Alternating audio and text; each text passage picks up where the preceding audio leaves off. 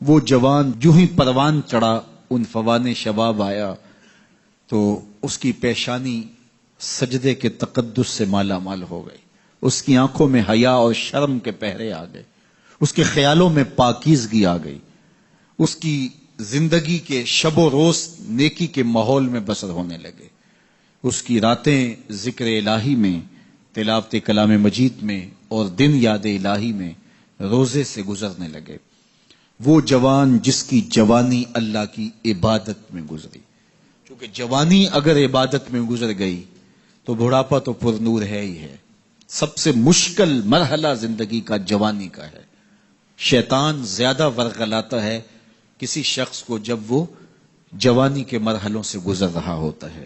تو جس کی جوانی خیریت کے ساتھ گزر گئی اور اس نے اپنی جوانی کے تقدس کو محفوظ رکھ کے منزل تک پہنچا لیا، اپنی عصمت کے جوہر کی حفاظت کی، اپنی آبرو کو لٹنے نہیں دیا، اپنی آنکھوں کی شرم و حیا پر پہرے بٹھائے اور آنکھ کو برباد نہیں ہونے دیا اور اپنی زندگی کے تقدس کا پہرا دیا، تو جو جوان اپنی جوانی کو خیریت کے ساتھ گزار گیا.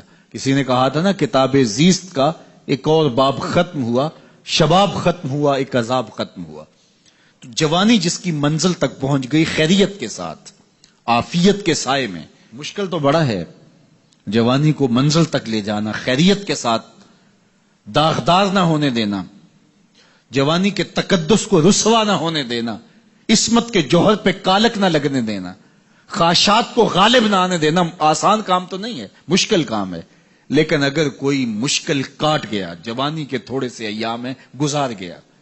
اللہ اکبر. حضرت شیخ ختلی کہتے ہیں، داتا گنج بخش علی حجویری علیہ رحمہ کے مرشد ہیں، الدنیا یوم ولنا فیہا صوم.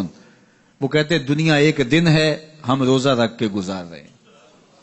تو روزہ رکھ کے سارا دن گزر ہی جاتا ہے. دوپہر بھی آتی ہے، گزر جاتی ہے، اور عصر کا وقت بھی آتا ہے، گزر جاتا ہے، کھانے کا وقت بھی آتا ہے، چائے کا وقت بھی آتا ہے، سب کچھ ہوتا ہے، لیکن گزر جاتا ہے. افطار تک بندہ پہنچ جاتا ہے. جس نے زندگی روزے کی طرح گزار دی، جس نے جوانی روزہ رکھ کے گزار دی، خواہشات کو بے قابو نہیں ہونے دیا. مشکل کام تھا لیکن اس نے مشکل کام کر دکھایا.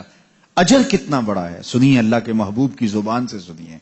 حضور نے ارشاد فرمایا جو سید ابو ہریرہ کے ذریعے سے ہمارے تک پہنچا. فرمایا قیامت کے دن جب سورج کا رخ سیدھا ہوگا، زمین تانبے کی ہوگی، لوگ پسینے میں شرابور ہوں گے، کوئی ٹخنوں تک پسینے میں، کوئی گھٹنوں تک، کوئی کمر تک، کسی کو پسینے کی لگام دی جائے گی. اور وہ پسینہ ایسے نہیں ہوگا جس طرح یہ پسینہ ہے، اتنا گرم ہوگا. ابن رجب حنبلی کہتے ہیں اس پسینے کا ایک قطرہ اگر احد پہاڑ پہ ڈال دیا جائے تو وہ پگھل جائے، اتنا گرم ہوگا، بدبودار اتنا ہوگا.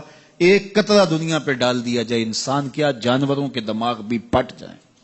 اس پسینے میں لوگ شرابور ہوں گے. لیکن جس نے اپنی جوانی کو عافیت سے گزارا ہوگا، کل قیامت کے دن جب کوئی سایہ نہیں ہوگا، اللہ اس جوان پر اپنے عرش کا ٹھنڈا سایہ عطا فرمائے.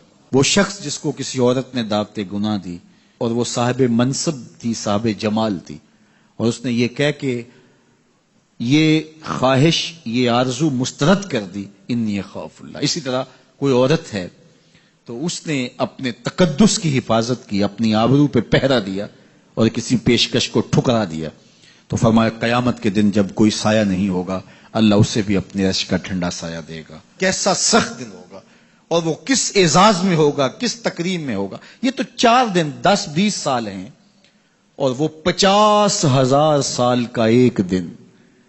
پھر اس کو اللہ کا شکر ادا کرنا ہوگا کہ اللہ تو نے کتنا کرم کیا میرے اوپر کہ میری جوانی خیریت اور عافیت سے گزری، اور آج اس کا تو کتنا بہتر صلہ مجھ کو دے رہا.